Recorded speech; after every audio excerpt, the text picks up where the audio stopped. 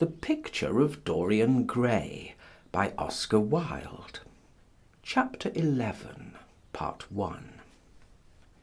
For years Dorian Gray could not free himself from the influence of this book. Or perhaps it would be more accurate to say that he never sought to free himself from it. He procured from Paris no less than 9 large paper copies of the first edition, and had them bound in different colours, so that they might suit his various moods, and the changing fancies of a nature over which he seemed at times to have almost entirely lost control. The hero, the wonderful young Parisian in whom the romantic and the scientific temperaments were so strangely blended, became to him a kind of prefiguring type of himself. And indeed the whole book seemed to him to contain the story of his own life, written before he had lived it. In one point he was more fortunate than the novel's fantastic hero. He never knew, never indeed had any cause to know, that somewhat grotesque dread of mirrors, and polished metal surfaces, and still water, which came upon the young Parisian so early in his life, and was occasioned by the sudden decay of a beauty that had once apparently been so remarkable. It was with an almost cruel joy, and perhaps in nearly every joy, as certainly in every pleasure, cruelty has its place, that he used to read the latter part of the book, with its really tragic, if somewhat over-emphasized, account of the sorrow and despair of one who had himself lost what in others and the world he had most dearly valued. For the wonderful beauty that had so fascinated Basil Hallward, and many others besides him, seemed never to leave him. Even those who had heard the most evil things against him, and from time to time strange rumours about his mode of life crept through London and became the chatter of the clubs, could not believe anything to his dishonour when they saw him. He had always the look of one who had kept himself unspotted from the world. Men who talked grossly became silent when Dorian Gray entered the room. There was something in the purity of his face that rebuked them. His mere presence seemed to recall to them the memory of the innocence that they had tarnished. They wondered how one so charming and graceful as he was could have escaped the stain of an age that was at once sordid and sensual. Often, on returning home from one of those mysterious and prolonged absences that gave rise to such strange conjecture among those who were his friends, or thought that they were so, he himself would creep upstairs to the locked room, open the door with the key that never left him now, and stand with a mirror in front of the portrait that Basil Hallward had painted of him, looking now at the evil and ageing face on the canvas, and now at the fair young face that laughed back at him from the polished glass. The very sharpness of the contrast used to quicken his sense of pleasure. He grew more and more enamoured of his own beauty, more and more interested in the corruption of his own soul. He would examine with minute care, and sometimes with a monstrous and terrible delight, the hideous lines that seared the wrinkling forehead or crawled around the heavy sensual mouth, wondering sometimes which were the more horrible, the signs of sin or the signs of age. He would place his white hands beside the coarse bloated hands of the picture, and smile. He mocked the misshapen body and the failing limbs. There were moments, indeed, at night, when lying sleepless in his own delicately scented chamber, or in the sordid room of the little ill-famed tavern near the docks,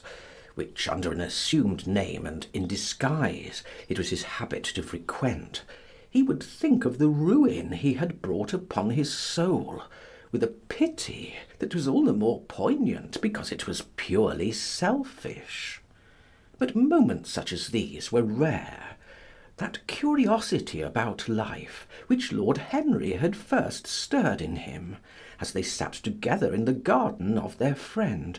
seemed to increase with gratification.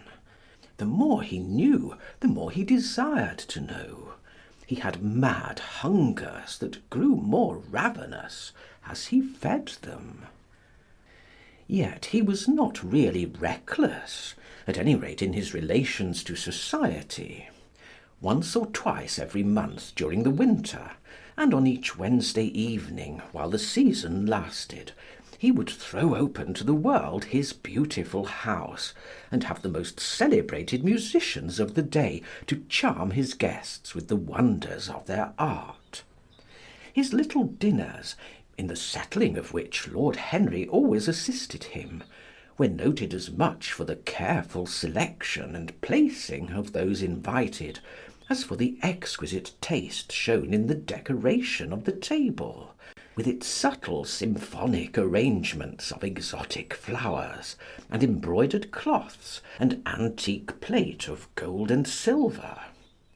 Indeed, there were many, especially among the very young men, who saw, or fancied that they saw, in Dorian Gray the true realisation of a type of which they had often dreamed in Eton or Oxford days, a type that was to combine something of the real culture of the scholar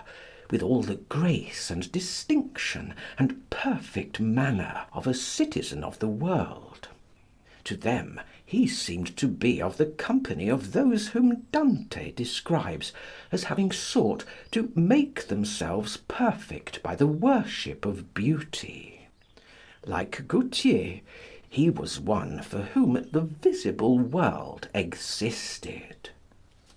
And certainly to him life itself was the first, the greatest of the arts, and for it all the other arts seem to be but a preparation.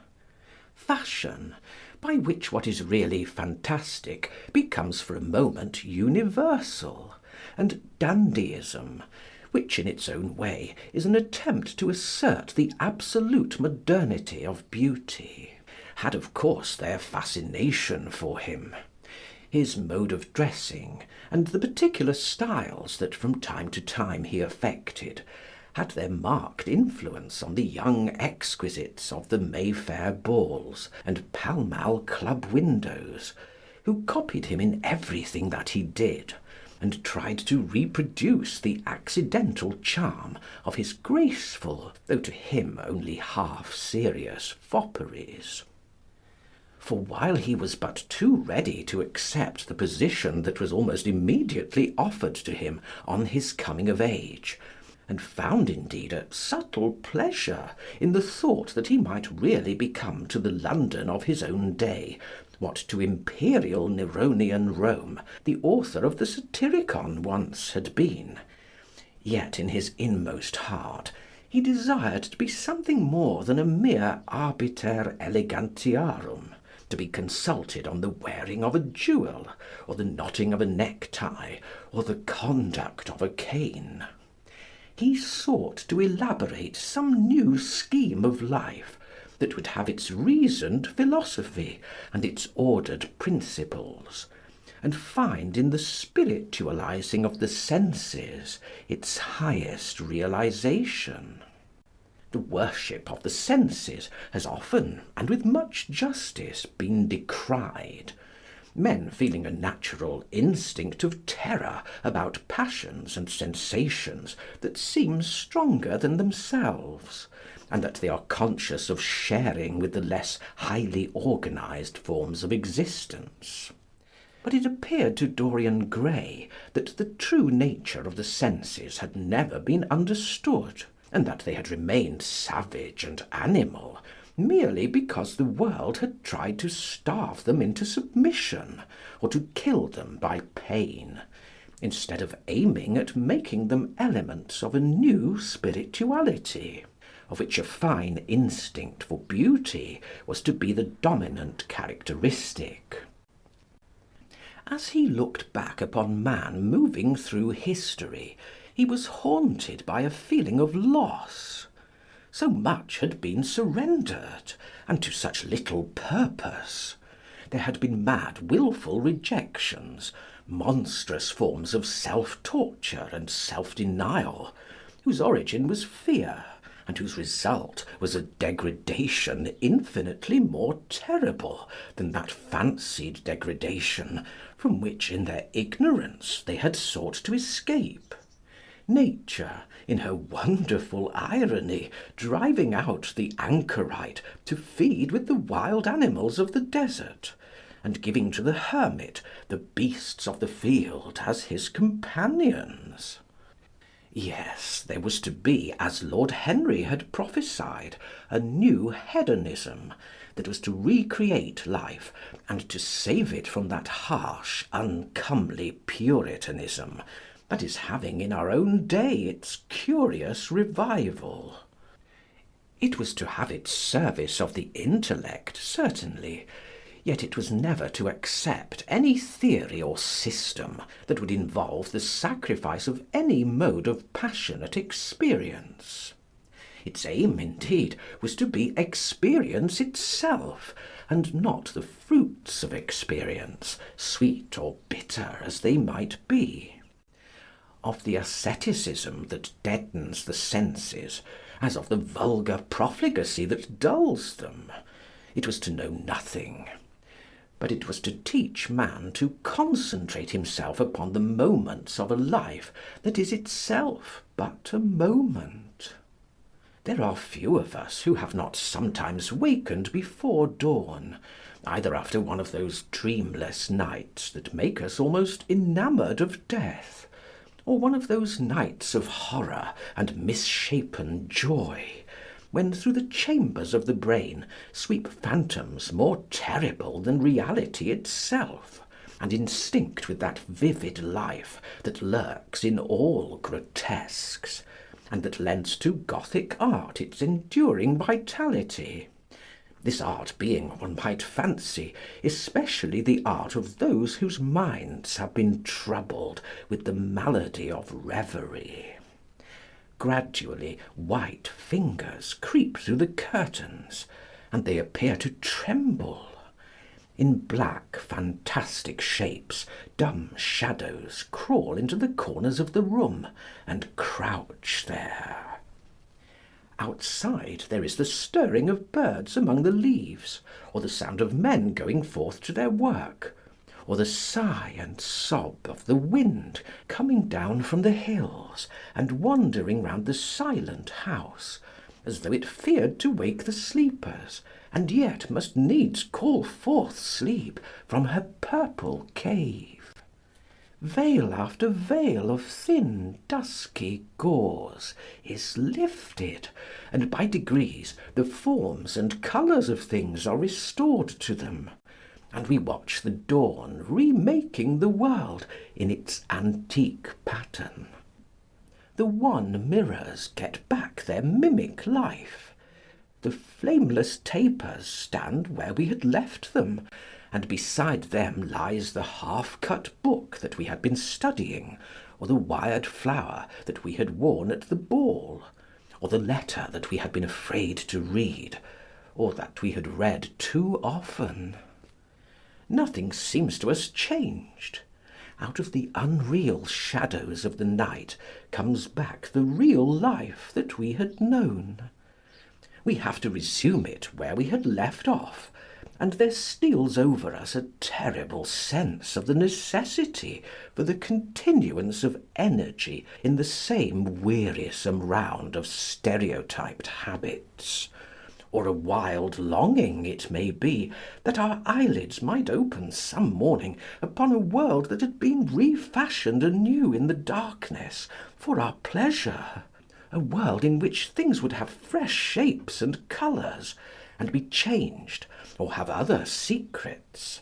a world in which the past would have little or no place, or survive at any rate in no conscious form of obligation or regret, the remembrance even of joy having its bitterness, and the memories of pleasure their pain. It was the creation of such worlds as these that seemed to Dorian Gray to be the true object, or amongst the true objects, of life, and in his search for sensations that would be at once new and delightful, and possess that element of strangeness that is so essential to romance, he would often adopt certain modes of thought that he knew to be really alien to his nature, abandon himself to their subtle influences, and then, having as it were caught their colour and satisfied his intellectual curiosity, leave them with that curious indifference that is not incompatible with a real ardour of temperament, and that indeed, according to certain modern psychologists, is often a condition of it. It was rumoured of him once that he was about to join the Roman Catholic communion, and certainly the Roman ritual had always a great attraction for him. The daily sacrifice, more awful really than all the sacrifices of the antique world, stirred him as much by its superb rejection of the evidence of the senses as by the primitive simplicity of its elements, and the eternal pathos of the human tragedy that it sought to symbolise. He loved to kneel down on the cold marble pavement and watch the priest, in his stiff flowered dalmatic, slowly and with white hands moving aside the veil of the tabernacle, or raising aloft the jewelled lantern-shaped monstrance with that pallid wafer that at times, one would fain think, is indeed the panis celestis, the bread of angels, or robed in the garments of the Passion of Christ, breaking the host into the chalice and smiting his breast for his sins. The fuming censers that the grave boys, in their lace and scarlet, tossed into the air like great gilt flowers, had their subtle fascination for him. As he passed out, he used to look with wonder at the black confessionals, and long to sit in the dim shadow of one of them, and listen to men and women whispering through the worn grating the true story of their lives. But he never fell into the error of arresting his intellectual development by any formal acceptance of creed or system, or of mistaking for a house in which to live an inn that is but suitable for the sojourn of a night, or for a few hours of a night in which there are no stars and the moon is in travail. Mysticism, with its marvellous power of making common things strange to us, and the subtle antinomianism that always seems to accompany it, moved him for a season. And for a season he inclined to the materialistic doctrines of the Darwinismus movement in Germany, and found a curious pleasure in tracing the thoughts and passions of men to some pearly cell in the brain, or some white nerve in the body, delighting in the conception of the absolute dependence of the spirit on certain physical conditions, morbid or healthy, normal or diseased. Yet, as has been said of him before, no theory of life seemed to him to be of any importance compared with life itself. He felt keenly conscious of how barren all intellectual speculation is when separated from action and experiment. He knew that the senses, no less than the soul, have their spiritual mysteries to reveal. And so he would now study perfumes and the secrets of their manufacture, distilling heavily scented oils and burning odorous gums from the East. He saw that there was no mood of the mind that had not its counterpart in the sensuous life, and set himself to discover their true relations, wondering what there was in frankincense that made one mystical, and in ambergris that stirred one's passions, and in violets that woke the memory of dead romances, and in musk that troubled the brain, and in champak that stained the imagination, and seeking often to elaborate a real psychology of perfumes, and to estimate the several influences of sweet-smelling roots and scented pollen-laden flowers, of aromatic balms, and of dark and fragrant woods, of spikenard that sickens, of hovenia that makes men mad, and of aloes that are said to be able to expel melancholy from the soul. At another time he devoted himself entirely to music, and in a long latticed room, with a vermilion and gold ceiling and walls of olive green lacquer, he used to give curious concerts in which mad gipsies tore wild music from little zithers, or grave yellow-shawled Tunisians plucked at the strained strings of monstrous lutes, while grinning negroes beat monotonously upon copper drums, and crouching upon scarlet mats, slim turbaned Indians blew through long pipes of reed or brass, and charmed, or feigned to charm, great hooded snakes and horrible horned adders. The harsh intervals and shrill discords of barbaric music stirred him at times when Schubert's Grace and Chopin's Beautiful Sorrows and the mighty harmonies of Beethoven himself fell unheeded on his ear. He collected together from all parts of the world the strangest instruments that could be found, either in the tombs of dead nations or among the few savage tribes that have survived contact with Western civilizations, and loved to touch and try them. He had the mysterious juruparis of the Rio Negro Indians, that women are not allowed to look at, and that even youths may not see till they have been subjected to fasting and scourging, and the earthen jars of the Peruvians that have the shrill cries of birds, and flutes of human bones, such as Alfonso de Ovalle heard in Chile, and the sonorous green jaspers that are found near Cuzco, and give forth a note of singular sweetness. He had painted gourds filled with pebbles that rattled when they were shaken,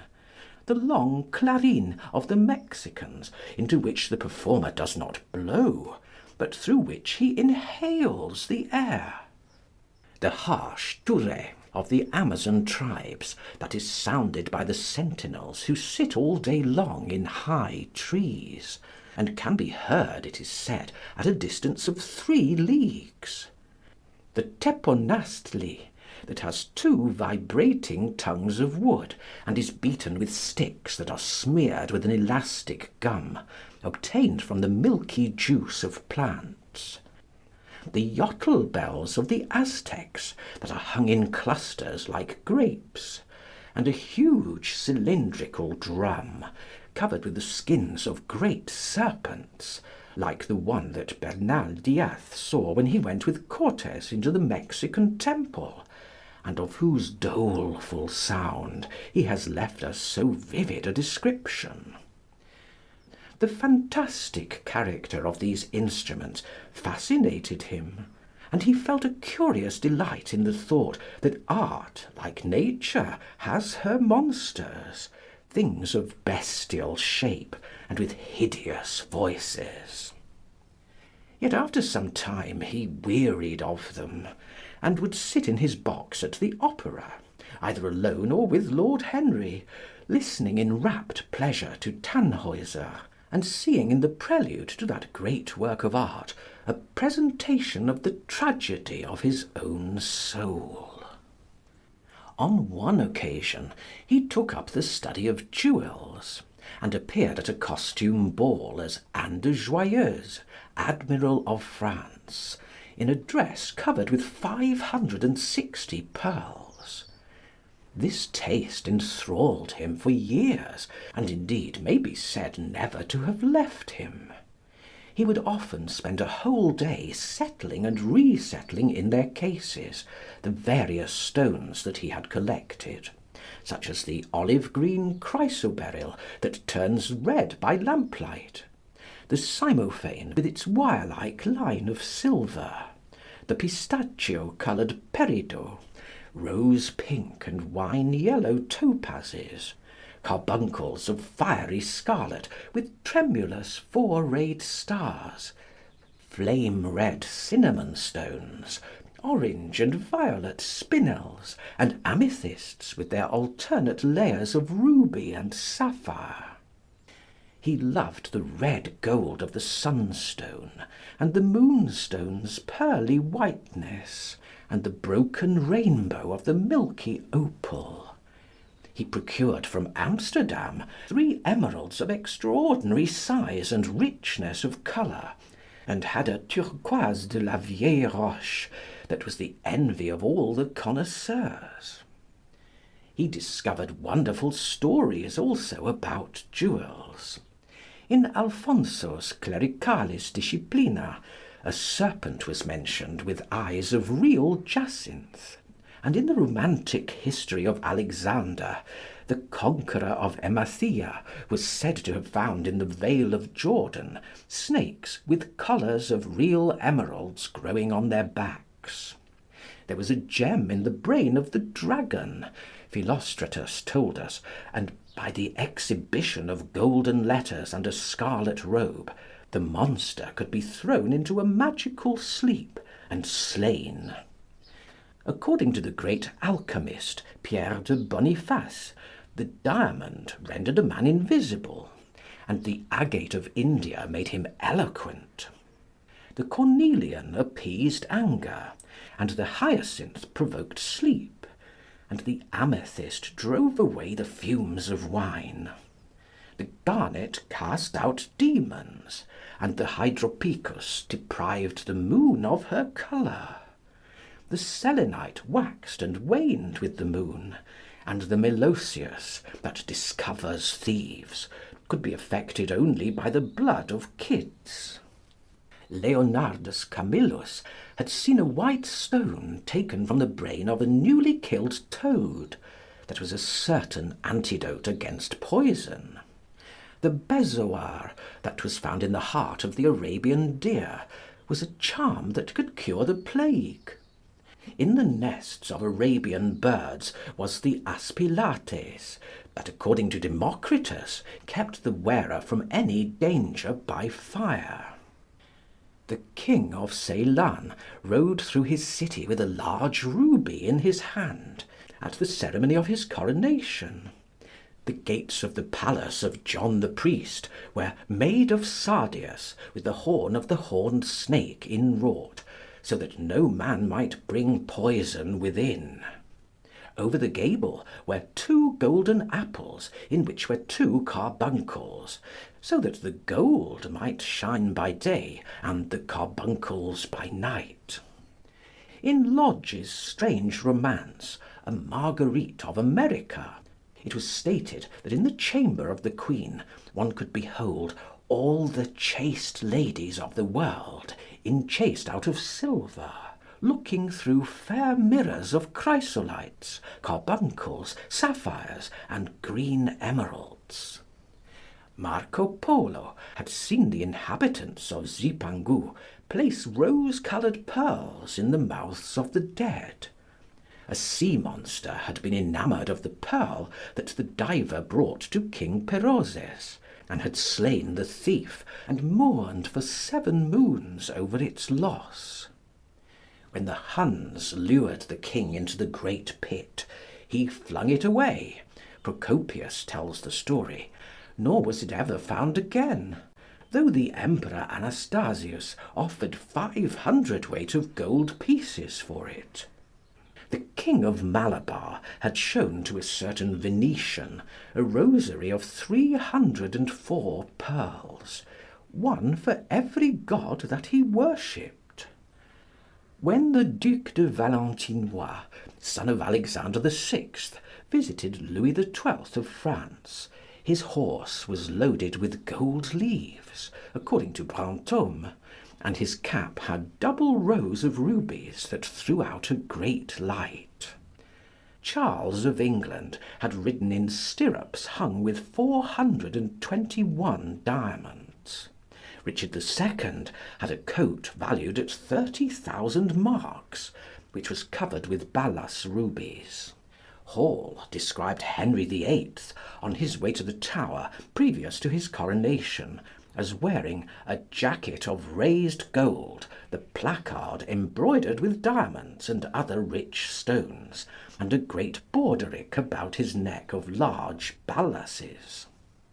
The favourites of James I wore earrings of emeralds set in gold filigrane. Edward II gave to Piers Gaveston a suit of red gold armour studded with jacinths, a collar of gold roses set with turquoise stones, and a skull cap parsemée with pearls. Henry II wore jewelled gloves reaching to the elbow, and had a hawk glove sewn with 12 rubies and 52 great orients. The ducal hat of Charles the Rash, the last Duke of Burgundy of his race, was hung with pear-shaped pearls and studded with sapphires. How exquisite life had once been! How gorgeous in its pomp and decoration! Even to read of the luxury of the dead was wonderful. End of chapter 11, part 1.